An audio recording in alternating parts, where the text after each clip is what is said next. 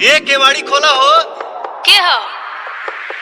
अरे केवड़िया खोलबू तब न बुझाई के ह।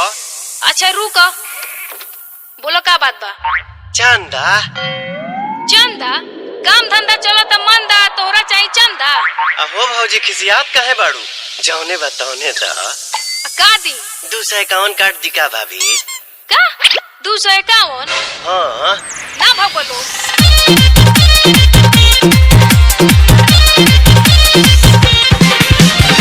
राजा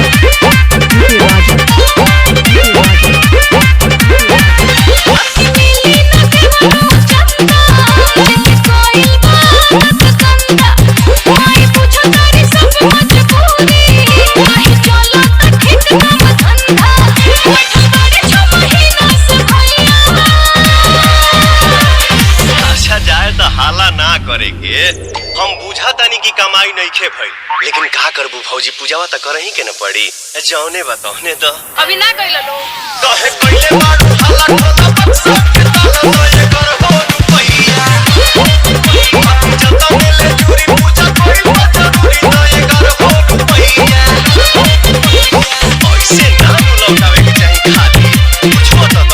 अच्छा रुक, उपाय लगाओ। राजा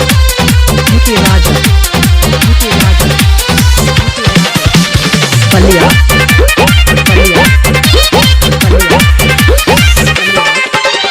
बड़ी परेशानी से चल रहल बात मरुदाना या पानी। ये दिक्कत में जिंदगी कट रहल बा, ई तो हम बुझत बानी। सुनो ना माई के बाजा रे भाभी करी है और जीव है दुख भरी है। करतनी कुछ उपाया। हई देखो ना दीपक वो भौजी 5 रुपया देली है, तू कुछ बढ़ा के दे दो। अच्छा काहे कोइले बाड़ू हाला खोला बक्सा के ताला लए करबो रुपैया। भाभी जता मिले चूरी पूजा कोई जरूरी लए करबो रुपैया।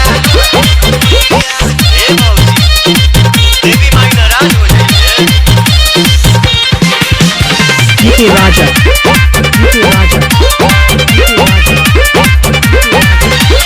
पानी मचे बोर लेकिन दे हम जरूर बटे जतने सकते। दोनों हाथ जोड़े हम माई करे है हम दिल से करम भक्ति।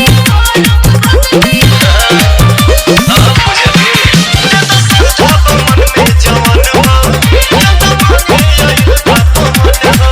लक्ष्मी सबके सहाय होई है मैया। जरूर कृपा हुई हो। हाँ तब 9 दिन माई के पूजा पाठ करीला, कलसा धरीला, भूखीला, तब माई के नु सहारा बा। काहे कोइले बाड़ू हाला खोला बक्सा के ताला लए करबो रुपैया।